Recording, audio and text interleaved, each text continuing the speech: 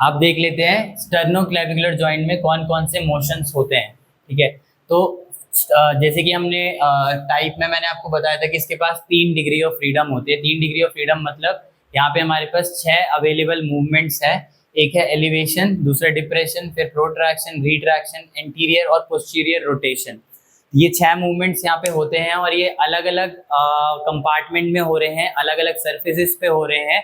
तो हम सबसे पहले एलिवेशन डिप्रेशन देखेंगे। ठीक है, हम अलग अलग करके सारी चीजें देखेंगे और यहाँ पे जो मैंने आपको डिस्क का फंक्शन बताया था वो भी आपको यहाँ पे क्लियर हो जाएगा। तो सबसे पहले एलिवेशन डिप्रेशन। तो जो हमारे क्लैविकल का एलिवेशन और डिप्रेशन होता है, पूरे के पूरे शोल्डर कॉम्प्लेक्स का ही एलिवेशन और डिप्रेशन होता है। तो हमारे जो स्टर्नोक्लेविकुलर जॉइंट है वहाँ पे मूवमेंट होना पड़ेगा तो ही हमारा जो क्लैविकल है या जो पूरा शोल्डर कॉम्प्लेक्स है वो ऊपर एलिवेट हो पाएगा। कोई भी जॉइंट इंडिविजुअली वर्क नहीं करता। अगर हमारा स्कैपुला पीछे है तो हमारे फुल आर्म एलिवेशन कराने के लिए हर जॉइंट को कंट्रीब्यूट करना पड़ेगा, क्योंकि ये सारे जॉइंट आपस में लिंक्ड है। तो अभी हम स्टर्नोक्लेविकुलर जॉइंट की बात कर रहे हैं। जो हमारा स्कैपुलोथोरैसिक जॉइंट होता है वो भी ऊपर को रोटेट होता है, लेकिन उतना ही जितना उसके पास अवेलेबल रेंज ऑफ मोशन है। जो हमारा ह्यूमरस है वो भी ऊपर को रोटेट होता है और नीचे को ग्लाइड होता है। ऐसी जो हमारा एक्रोमियोक्लेविकुलर जॉइंट है वहाँ पे भी रोटेशन होती है और उसी रोटेशन की वजह से हमारा जो यहाँ स्टर्नोक्लेविकुलर जॉइंट है वहाँ पे भी रोटेशन होती है। तो एलिवेशन के टाइम, एलिवेशन और डिप्रेशन के टाइम मैंने आपको बताया था कि जो डिस्क है वो स्टर्नम का पार्ट बन जाती है। यहाँ पे शुरू में हमने देखा था कि क्लैविकल का ऊपर वाला पार्ट ऊपर से लेकर नीचे तक कन्वेक्स है और मेनोब्रियम का जो ऊपर वाला पार्ट है वो कनकेव है। तो क्लैविकल हमारी कन्वेक्स है, मेनोब्रियम हमारी कनकेव है और जो हमारे एलिवेशन और डिप्रेशन होता है वो इसी रीजन में होता है। और डिस्क जो है, डिस्क भी इस कॉन्ग्रुएंसी को बढ़ा देती है। यहाँ पे जो कॉन्ग्रुएंट जॉइंट नहीं थे हमारे सर्फेसेस उनको बढ़ा देती है और इस सरफेस पे फिक्स हो जाती है, मेनोब्रियम वाले सरफेस पे। और जो क्लैविकल है हमारा वो अब आराम से इधर ग्लाइड हो सकता है। ठीक है, तो इस कंडीशन में क्लैविकल हमारा कन्वेक्स है, जो हमारा मेनोब्रियल फेसेट है वो हमारा कनकेव है और इसी के आगे डिस्क लगी हुई है जो मेनोब्रियम का पार्ट है। अभी एलिवेशन और डिप्रेशन में स्टेशनरी है डिस्क अभी, और जो मूव कर रहा है वो क्लैविकल है। जब क्लैविकल का एलिवेशन होगा तो हमारा जो मीडियल एंड है वो नीचे इंफीरियरली ग्लाइड करेगा। ठीक है, तो ऊपर एलिवेशन होने के लिए क्लैविकल का मीडियल एंड नीचे ग्लाइड करेगा। तो एलिवेशन और डिप्रेशन में आपको पता चल गया कनकेव कन्वेक्स रूल के थ्रू किधर को ग्लाइड होगी और किधर को हमारा मूवमेंट होगा। ऐसे ही डिप्रेशन में जब हमारा आर्म ऊपर एलिवेट होके नीचे आ रहा होगा तो हमारा जो मीडियल एंड है क्लैविकल का वो सुपीरियरली ग्लाइड होगा ऐसे। ठीक है, तो मूवमेंट पता चल गई आपको कि एलिवेशन और डिप्रेशन में जो क्लैविकल है वो कन्वेक्स है और जो मेनोब्रियम है वो कनकेव है। डिस्क जो है वो स्टेशनरी है, डिस्क मेनोब्रियम के साथ है। जो मूवमेंट हो रहा है वो इस कंपार्टमेंट में हो रहा है। ये वाला जो साइनोवियल कैविटी डिस्क और क्लैविकल के बीच में बन रही है, यहाँ पे मूवमेंट हो रहा है। अब एक्सिस देख लेते हैं, जिस एक्सिस पे ये रोटेशन हो रही है और जिस प्लेन में हो रही है। प्लेन आपको पता है किस प्लेन में हमारा एलिवेशन और डिप्रेशन होता है। एक्सिस हो गया हमारा एपी एक्सिस। ठीक है, तो एक्सिस ऐसे पास कर रही है और इसके अराउंड हमारा रोटेशन हो रहा है। तो एक्सिस यहाँ पे जनरली थोड़ा सा, जहाँ पे जॉइंट है वहां से थोड़ा सा अवे होती है। जहाँ पे हमारा कोस्टोक्लैविकुलर लिगामेंट अटैच्ड है उससे थोड़ा सा लेटरल साइड को जो हमारी एक्सिस है वो डिस्प्लेस होती है ये। तो अगर ये क्लैविकल हमारा ये पूरा बोर्ड के प्लेन में क्लैविकल का एलिवेशन डिप्रेशन हो रहा है तो ये एंटीरो पोस्टीरियर एक्सिस है जो कि कोस्टोक्लैविकुलर लिगामेंट से थोड़ा सा दूसरी साइड को है। ठीक है, इसी वजह से ये जो हमारा एंटीरो पोस्टीरियर एक्सिस है उसके थोड़ा सा लेटरल होने की वजह से यहाँ पे एलिवेशन डिप्रेशन के टाइम पे काफी ज्यादा इंफीरियर और सुपीरियर ग्लाइड अवेलेबल होती है। तो जो अवेलेबल एलिवेशन की रेंज यहाँ पे होती है वो 48 डिग्रीज के अराउंड होती है और जो डिप्रेशन की रेंज होती है वो अराउंड 15 डिग्रीज होती है। पर ये जो पूरी की पूरी 48 डिग्रीज है वो नॉर्मल फंक्शनल आर्म एलिवेशन में इस प्लेन में या इस प्लेन में पूरी की पूरी यूटिलाइज नहीं हो पाती। जनरली 40 डिग्री तक आर्म एलिवेशन में ये वाली रेंज हम यूटिलाइज करते हैं क्लैविकल के एलिवेशन की। तो रेंजेस आपको पता चल गई, एक्सेस पता चल गया, प्लेन पता चल गया, और कनकेव कन्वेक्स रूल के थ्रू ये पता चल गया कि जॉइंट कहाँ ग्लाइड होगा और कहाँ रोल होगा। उसके बाद हम देखते हैं नेक्स्ट प्रोट्रैक्शन और रिट्रैक्शन। तो प्रोट्रैक्शन और रिट्रैक्शन के टाइम पे मैंने आपको बोला था कि जो डिस्क है वो क्लैविकल का पार्ट होगी, ठीक है। डिस्क क्लैविकल का पार्ट होगी, मतलब यहाँ पे आपको सरफेसेस पता है, नीचे वाला सरफेस क्लैविकल का कनकेव है, ठीक है, और जो नीचे वाला सरफेस हमारा मेनूब्रियम का है वो कन्वेक्स है। तो अब कनकेव सरफेस क्लैविकल का कन्वेक्स सरफेस ऑफ मेनूब्रियम के आगे है, ठीक है। और जो हमारा प्रोट्रैक्शन और रिट्रैक्शन है वो इस प्लेन में हो रहा है, ठीक है, हॉरिजॉन्टल प्लेन में हो रहा है। तो इसीलिए अब जब प्रोट्रैक्शन होगा, मतलब प्रोट्रैक्शन के टाइम पे हमारे जो क्लैविकल है वो आगे आएंगे। अब मैं प्रोट्रैक्शन करता हूँ तो मेरे स्कैपुला बाहर की साइड जा रहे हैं और मेरा क्लैविकल आगे आ रहा है। तो क्लैविकल आगे आएगा तो जो ग्लाइड होगी वो भी आगे की साइड को ही होगी, इस तरीके से, ठीक है। और जब मैं पीछे रिट्रैक्शन करूंगा, अपने स्कैपुला पीछे की साइड ले जाऊंगा, तो मेरे क्लैविकल भी पीछे जाएंगे। तो अगर क्लैविकल पीछे जाएगा तो जो ग्लाइड होगी वो भी पीछे वाली डायरेक्शन में ही होगी। तो यहाँ पे कनकेव कन्वेक्स रूल के थ्रू ग्लाइड और रोल सेम डायरेक्शन में होगा, और ऊपर आपने देखा था ग्लाइड और रोल ऑपोजिट डायरेक्शन में होगा। यहाँ पे क्लैविकल अगर ऊपर एलिवेट होती है तो जो रोल होता है वो नीचे ऑपोजिट डायरेक्शन में होता है, क्योंकि यहाँ पे क्लैविकल कन्वेक्स है और यहाँ पे जो मूवमेंट हो रहा है वो नीचे वाले जॉइंट सरफेसेस पे हो रहा है। तो यहाँ पे अगर क्लैविकल आगे की साइड आती है, अभी ये जो व्यू बन रखा है यहाँ पे ये ऊपर का व्यू है, ये सारे व्यूज जो यहाँ पे बन रखे हैं ये सामने से, हम सामने से क्लैविकल को देख रहे हैं, तो ये सारे सामने से है। ये वाला जो व्यू है हम ऊपर से देख रहे हैं क्लैविकल को। तो अगर हम ऊपर से देखते हैं तो क्लैविकल के नीचे हमारी फर्स्ट रिब है, थोड़ी सी दिख रही है जो, ठीक है, तो हम ऊपर से देख रहे हैं और ये हमारा क्लैविकल का ऊपर का पार्ट है, ये हमारे मेनूब्रियम का ऊपर का पार्ट है। तो ऊपर से देखेंगे तो ऊपर से देखते टाइम रिट्रैक्शन प्रोट्रैक्शन हमको दिखेगी हॉरिजॉन्टल प्लेन में सामने, ठीक है।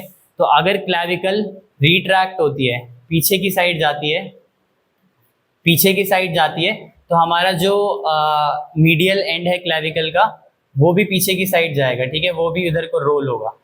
तो प्रोट्रैक्शन और रिट्रैक्शन में सेम साइड रोल और ग्लाइड होंगे, एलिवेशन डिप्रेशन में अलग अलग साइड रोल और ग्लाइड होंगे। यहाँ पे भी जो एक्सिस होगी, अब ये ऐसे इस प्लेन में रोटेशन हो रही है हमारी रिट्रैक्शन और प्रोट्रैक्शन की, ठीक है, हॉरिजॉन्टल प्लेन में ऐसे हमारी मूवमेंट हो रही है। तो इसका जो एक्सिस पास होगा वो सुपीरियर टू इंफीरियर पास होगा, क्योंकि सुपीरियर टू इंफीरियर में ही हमारी प्रोट्रैक्शन और रिट्रैक्शन होगी। तो जो एक्सिस है वो भी बिल्कुल यहाँ से पास कर रहा है, जो हमारा कोस्टोक्लैविकुलर लिगामेंट है जस्ट उसके अप्रोक्सीमेटी से, मतलब उसके पास से हमारा ये एपी एक्सिस पास कर रहा है, क्योंकि अभी ये मैंने जो प्लेन है वो चेंज कर दिया है और ये एपी एक्सिस हो गई है हमारी। और जो रेंजेस अवेलेबल है यहाँ पे हमारे पास वो रिट्रैक्शन के थोड़े से ज़्यादा होते हैं 30 डिग्री तक, और प्रोट्रैक्शन के थोड़े से कम होते हैं 15 to 20 डिग्री तक। तो यहाँ पे भी अच्छी खासी रेंज में क्लैविकल का ग्लाइड होता है और ऊपर भी अच्छी खासी रेंज में क्लैविकल का रोल और ग्लाइड होता है। यहाँ पे भी इस जॉइंट सरफेस को कॉन्ग्रुएंट बनाने के लिए डिस्क अपना रोल प्ले करती है। डिस्क यहाँ पे क्लैविकल के साथ लगती है और डिस्क और क्लैविकल साथ में हमारे जो मेनूब्रियम है उसके ऊपर रोल और ग्लाइड करते हैं। अब यहाँ पे ये जो दो चीजें मैंने बना रखी है उसी को बताने के लिए बना रखी है। यहाँ पे मैंने एक ही स्ट्रक्चर बना दिया है, यहाँ पे डिस्क हमने हटा दी है, डिस्क को हमने यहाँ पे मेनूब्रियम का ही पार्ट बना दिया है, ठीक है। ये जो यहाँ पे डिस्क थी, ये जो डिस्क थी इसको हमने बोला था कि ये मेनूब्रियम का पार्ट है, ये स्टेशनरी है, इसके ऊपर क्लैविकल मूव करेगी। तो ये दो पार्ट हमने मर्ज कर दिए हैं, इसीलिए ये ऐसा बना हुआ है और इसीलिए आप समझ पा रहे हो कि यहाँ पे जो रोल और ग्लाइड है वो ऑपोजिट डायरेक्शन में होगी। यहाँ पे हमने डिस्क को क्लैविकल के साथ मर्ज कर दिया है। तो यहाँ पे आप देख रहे हो ये डिस्क नीचे की साइड डिस्क हमारी क्लैविकल के साथ अटैच हो जाएगी और इस कंपार्टमेंट में हमारा जो है प्रोट्रैक्शन और रिट्रैक्शन होएगा। तो ये वाला कंपार्टमेंट हमारा इस कंपार्टमेंट के ऊपर मूवमेंट करेगा, ठीक है। तो ये जो डिस्क है अब ये पार्ट बन गई है हमारे क्लैविकल का, और ये पूरा का पूरा जो मेनूब्रियम है ये मेनूब्रियम बन गया है, ठीक है। तो ये पूरा का पूरा मेनूब्रियम है और जो हमारी अब क्लैविकल थी, क्लैविकल जिस जगह पे प्रोट्रैक्शन रिट्रैक्शन हो रही है वहां पे डिस्क मिला के ये कनकेव सरफेस बन रहा है जो हमने यहाँ पे देखा था कि anterior to posterior clavicle concave होती है और मेनूब्रियम हमारा कन्वेक्स होता है। तो उसी हिसाब से डिस्क यहाँ पे उसके साथ मर्ज हो गई है। तो यहाँ पे इसीलिए आप इजीली समझ पा रहे हो कि अब डिस्क अगर क्लैविकल के साथ है, डिस्क अब क्लैविकल के साथ मूव करेगी स्टेशनरी मेनूब्रियम में। अब डिस्क स्टेशनरी नहीं है, डिस्क मूव करेगी क्लैविकल के साथ, ठीक है। तो अब वो वाला पॉइंट भी आपको समझ आ गया जो यहाँ पे मैंने डिस्क का बताया था। और सिंपल है सारा, जो मैंने यहाँ पे आर्टिकुलर सरफेसेस बताए थे उसी के अकॉर्डिंग यहाँ पे मूवमेंट हो रही है। ऊपर वाले आर्टिकुलर सरफेसेस पे जो मूवमेंट हो रही है वो एलिवेशन डिप्रेशन है, उधर वाले कंपार्टमेंट में जो मूवमेंट हो रही है वो एलिवेशन डिप्रेशन है। जब डिस्क मेनूब्रियम का पार्ट है तब एलिवेशन डिप्रेशन हो रही है। ऐसी प्रोट्रैक्शन रिट्रैक्शन नीचे वाले जो सरफेसेस है वहां पे हो रही है, पीछे वाला जो कंपार्टमेंट है वहां पे हो रही है, और इस टाइम पे जो डिस्क है वो क्लेविकल का पार्ट है। तो ये सिंपल बायोमैकेनिक्स था हमारा प्रोट्रैक्शन और रिट्रैक्शन और एलिवेशन डिप्रेशन के लिए। अब एक और मूवमेंट रह गया हमारा जो कि है एंटीरियर और पोस्टीरियर रोटेशन। तो जनरली इस जॉइंट में जो एंटीरियर रोटेशन होती है वो मिनिमल होती है और मेनली पोस्टीरियर रोटेशन होती है, और पोस्टीरियर रोटेशन बहुत जरूरी होती है आर्म एलिवेशन के लिए। तो जो पोस्टीरियर रोटेशन है वो जनरली 50 डिग्री तक अवेलेबल होती है, और जो एंटीरियर रोटेशन है वो न्यूट्रल से सिर्फ 10 डिग्री तक अवेलेबल होती है, 10 डिग्री से कम ही होती है। तो हम पहले देख लेते हैं ये रोटेशन कहाँ पे हो रही है। यहाँ पे मैंने आपको बताया इस कंपार्टमेंट में क्या हो रहा है, इस कंपार्टमेंट में क्या हो रहा है। तो अब पोस्टीरियर रोटेशन जो है वो हो रही है हमारे जो हमारा क्लैविकल है उसका नीचे वाला पार्ट, जो हमारा जहाँ पे फर्स्ट कोस्टल कार्टिलेज और मेनूब्रियम का जंक्शन है वहां पे। तो इन तीन सरफेसेस के पास में हमारे एंटीरियर और पोस्टीरियर रोटेशन हो रही है। तो ये जो यहाँ पे जंक्शन बन रहा है कोस्टल कार्टिलेज का, मेनूब्रियम का, और यहाँ medial inferior end of clavicle, इस जगह पे हमारी एंटीरियर और पोस्टीरियर रोटेशन होती है। तो अब अगर इसकी एक्सिस देखें तो इसकी एक्सिस क्लैविकल के शाफ्ट के थ्रू पास करती है और एक्रोमियन प्रोसेस से होते हुए जाती है। तो यहाँ हमारा एक्रोमियन एंड था जहाँ पे क्लैविकल अटैच हो रही थी, तो इसकी एक्सिस भी ऐसे ही होती हुई जाएगी स्ट्रेट, ठीक है।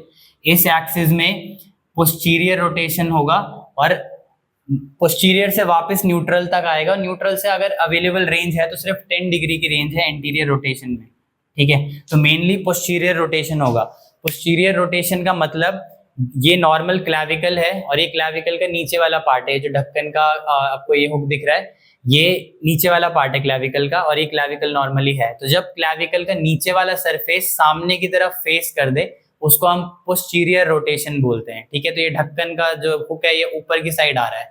तो जब यहाँ पे क्लैविकल का इंफीरियर सरफेस घूम के सामने की तरफ आ जाए तो उसको हम पोस्टीरियर रोटेशन बोलते हैं क्लैविकल की। तो ये जो अवेलेबल रेंज है ये 50 डिग्री की होती है, ये मैंने आपको बताया। एंटीरियरली जनरली रेंज अवेलेबल नहीं होती, जब पीछे जाता है पीछे से वापस न्यूट्रल तक आता है वही एंटीरियर रोटेशन की रेंज होती है, और स्लाइट अगर उससे ज्यादा आगे जाती है तो 10 डिग्री से कम ही होती है वो वाली रेंज। तो अब हम यहाँ पे देख लेते हैं ये जो एंटीरियर पोस्टीरियर रोटेशन है, मतलब मेनली जो पोस्टीरियर रोटेशन है ये होती कब है। तो जब हम जनरली आर्म एलिवेट करते हैं, तो मैंने आपको शुरू में बताया था आर्म एलिवेशन करने में स्कैपुला का रोल होगा, हमारे ग्लिनोह्यूमरल जॉइंट का रोल होगा, हमारा एक्रोमियोक्लैविकुलर जॉइंट का रोल होगा, वहां पे भी टिल्टिंग होगी, वहां पे भी इंटरनल एक्सटर्नल रोटेशन होगा। ऐसी सेम यहाँ क्लैविकल में अगर हमारा जो स्कैपुला है उसको ऊपर जाना है तो क्लैविकल में पोस्टीरियर रोटेशन होना पड़ेगा, तो ही हमारा आर्म फुल एलिवेशन तक जा पाएगा।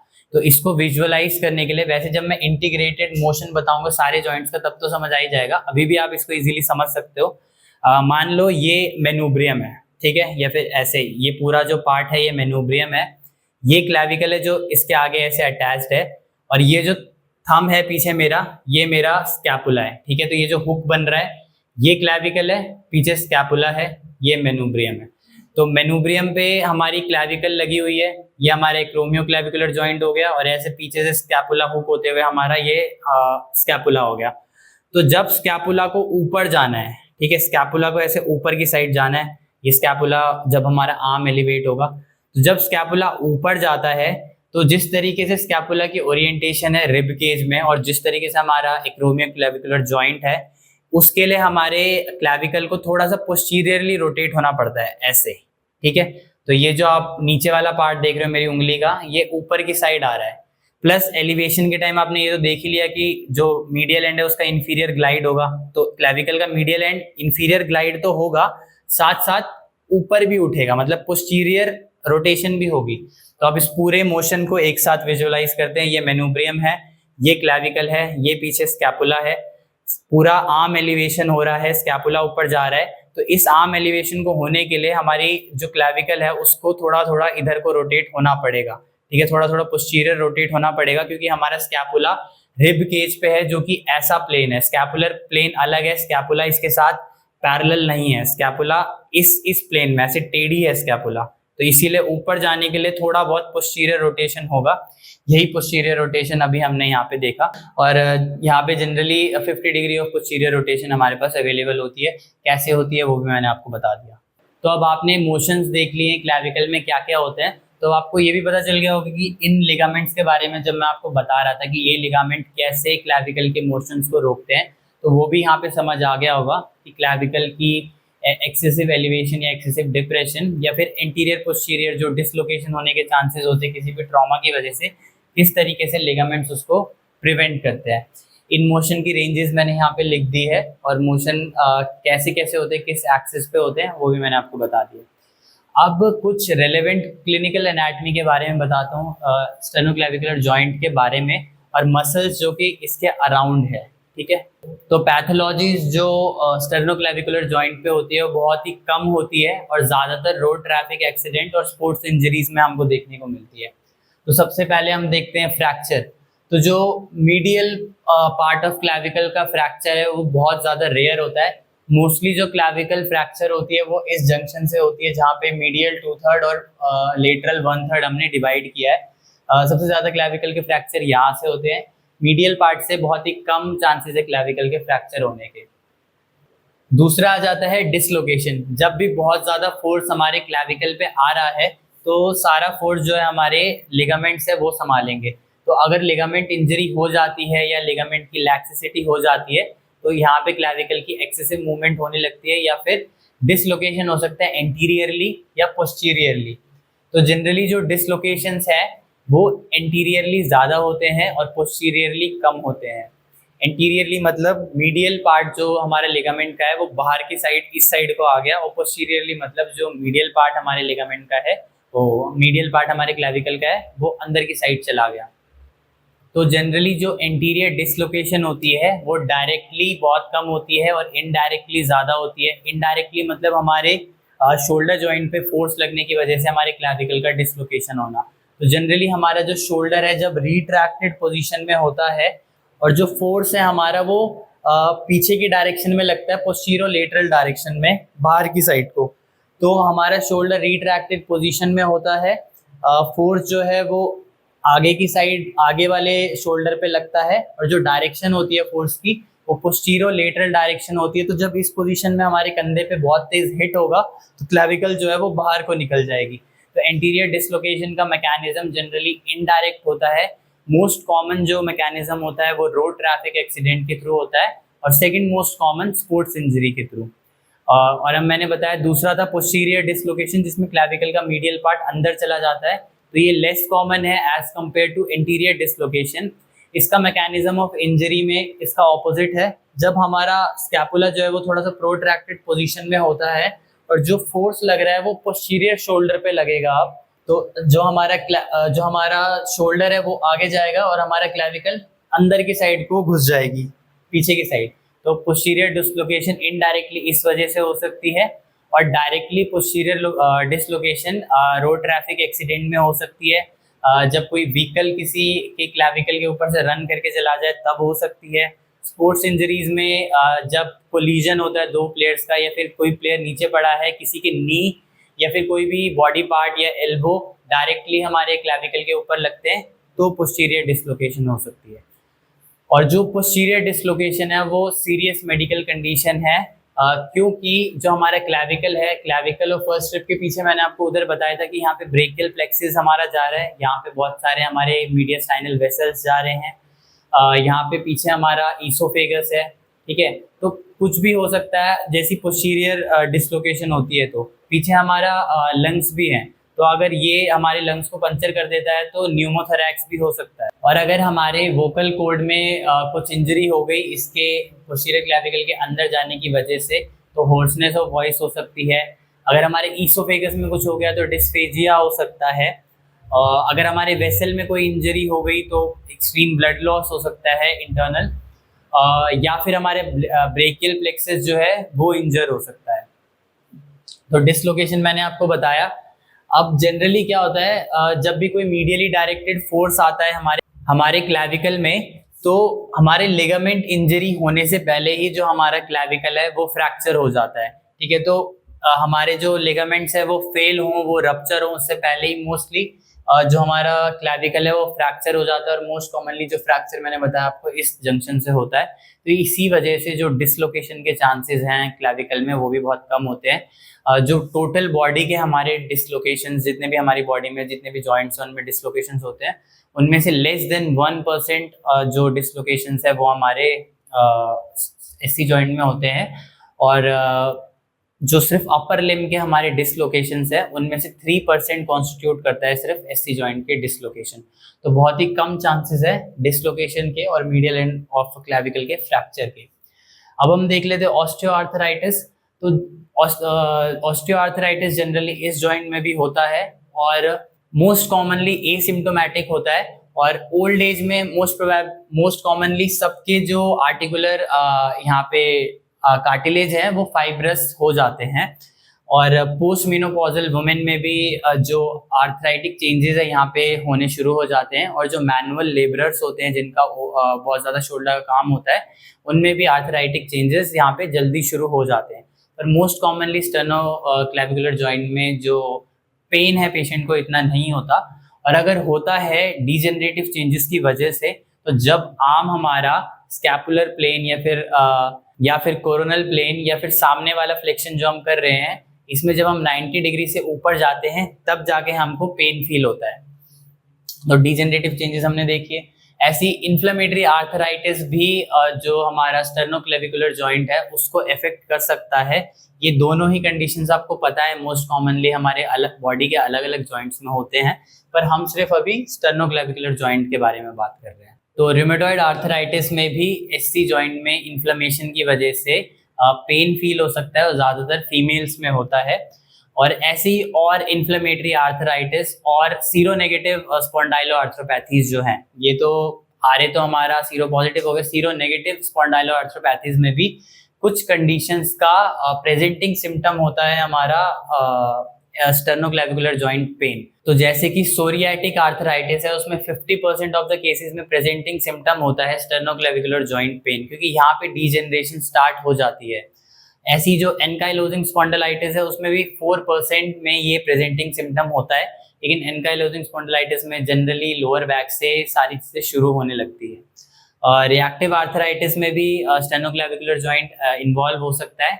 उसके अलावा गाउट में भी हमारा स्टर्नोक्लेविकुलर जॉइंट इन्वॉल्व हो सकता है। क्रिस्टल्स हमको देखने को मिल सकते हैं स्टर्नोक्लेविकुलर जॉइंट में।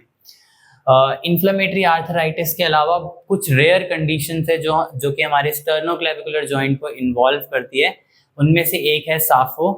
इसका मतलब है साइनोवाइटिस, एक्ने, पुस्टुलोसिस, हाइपरऑस्टोसिस और ऑस्टाइटिस। तो इस कंडीशन में ये सारे ही जो सिम्टम्स है ये पेशेंट में हमको देखने को मिलते हैं। जो मेन प्रेजेंटिंग सिम्टम होता है वो ज़्यादातर स्किन चेंजेस होते हैं, लेकिन इस कंडीशन में जो हमारा मेन जॉइंट इन्वॉल्व होता है सबसे पहले वो हमारा स्टर्नोक्लेविकुलर जॉइंट होता है। स्टर्नोक्लेविकुलर जॉइंट में हाइपरऑस्टोसिस होने लगती है, फाइब्रस टिश्यू वहाँ पे बनने लगते हैं और इसकी वजह से जो पीछे हमारी वेन है क्लैविकल के पीछे वो कंप्रेस होने लगती है और इसमें फिर धीरे धीरे बाकी जॉइंट्स भी इन्वॉल्व होने लगते हैं।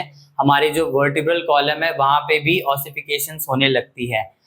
इसमें जो ऑसिफिकेशन हमको देखने को मिलती है वो जैसे एनकाइलोजिंग स्पॉन्डिलाइटिस में हमको सिंडेस्मोफाइट्स देखने को मिलते हैं वर्टिब्रास के बीच में, कुछ वैसे ही ऑसिफिकेशन हमको इसमें देखने को मिलती है, लेकिन ये जनरली हमारा स्टर्नोक्लेविकुलर जॉइंट से इन्वॉल्व होता है और वो मेनली प्रीडोमिनेंटली हमारा एसआई जॉइंट से शुरू होता है और वर्टिब्रल कॉलम से शुरू होता है। तो इन दोनों कंडीशन में जो अगर हम वर्टिब्रल कॉलम में जो ऑसिफिकेशन देख रहे हैं उसमें आपको डिफरेंशिएट करना पड़ेगा दोनों कंडीशंस में।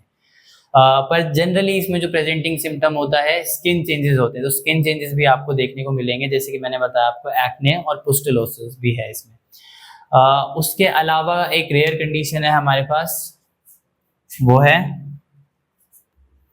तो ये भी एक रेयर डिजीज है। इसमें जो हमारा स्टर्नोक्लेविकुलर जॉइंट है वहाँ पे एवेस्कुलर नेक्रोसिस हो जाता है।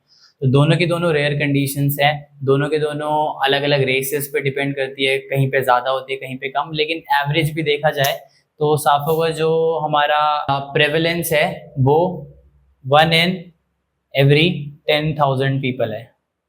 उसके बाद इन्फेक्शन एंड मैलिग्नेंसी भी हमको यहाँ पे देखने को मिल सकती है इस जॉइंट के अराउंड में। तो अगर इस जॉइंट के अराउंड में कोई एब्सेस होगा, कोई इन्फेक्शन होगा, तो वहाँ पे वार्मथ होगी, पेशेंट को फीवर का कोई एपिसोड आया होगा, एरिदीमा होगा, स्वेलिंग होगी वहाँ पे, और शोल्डर पेन भी हो सकता है।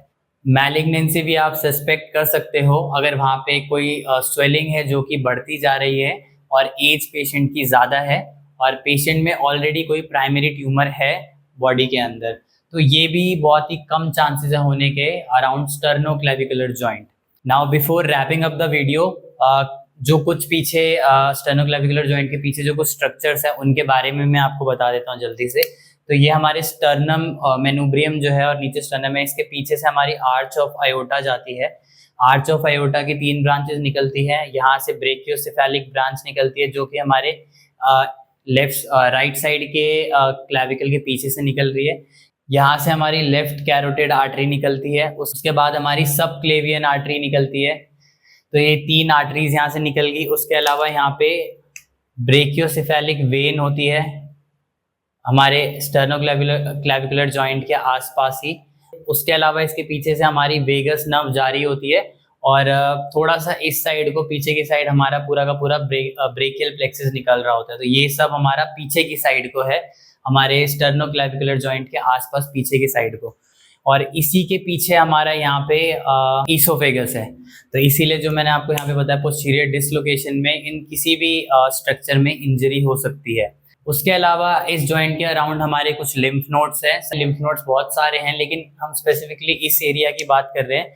तो जस्ट क्लैविकल के ऊपर यहाँ पे सुप्रा क्लैविकुलर लिम्फ नोड होता है हमारा, और थोड़ा सा ऊपर की साइड यहाँ पे हमारे सर्वाइकल लिम्फ नोड्स होते हैं। तो इन लिम्फ नोड्स में अगर स्वेलिंग होती है, इन्फेक्शन होता है, एब्सेस होता है, तो आप देख सकते हैं यहाँ पे पेशेंट पेन कंप्लेन कर सकता है इस पॉइंट पे, जहाँ पे मसल का अटैचमेंट भी हो सकता है और लिम्फ नोड भी हो सकता है, या फिर हमारा स्टर्नोक्लेविकुलर जॉइंट भी हो सकता है। इन स्ट्रक्चर्स के अलावा इस जॉइंट पे कुछ मसल भी एक्ट करती है। तो जनरली जो मसल्स हैं वो प्राइमरीली हमारे स्टर्नोक्लेविकुलर जॉइंट पे कोई मूवमेंट नहीं कराती। स्टर्नोक्लेविकुलर जॉइंट पे मूवमेंट तभी होता है जब पूरे का पूरे क्लैविकल का मूवमेंट होता है। पर ये जो कुछ मसल्स हैं ये हमारे जो क्लैविकल की मोशंस है, ग्लाइडिंग है, उनको स्टेबलाइज करती है। तो कुछ डायनामिक स्टेबलाइजर्स होते हैं, जैसे कि हमारे लिगामेंट्स यहाँ पे स्टैटिक स्टेबलाइजर्स थे, तो ऐसे कुछ डायनामिक स्टेबलाइजर्स होते हैं जो कि हमारी मसल्स हैं जो कि क्लैविकल पे अटैच हो रखी है।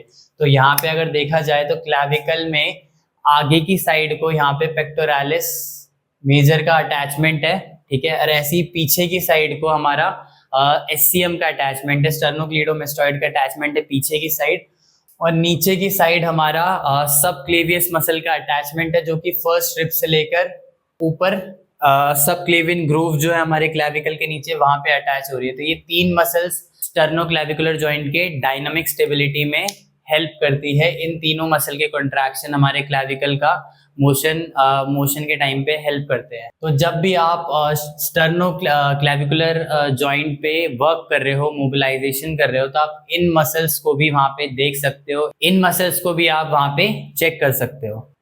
सो we have completed everything about sternoclavicular joint. इसके बाद मैं शोल्डर कॉम्प्लेक्स के बाकी जॉइंट्स कवर करूंगा।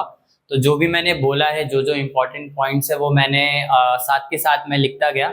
तो अगर अभी आपको नोट डाउन करना है तो आप नोट डाउन कर सकते हैं, और कोई भी डाउट है तो नीचे कमेंट सेक्शन में पूछ सकते हैं।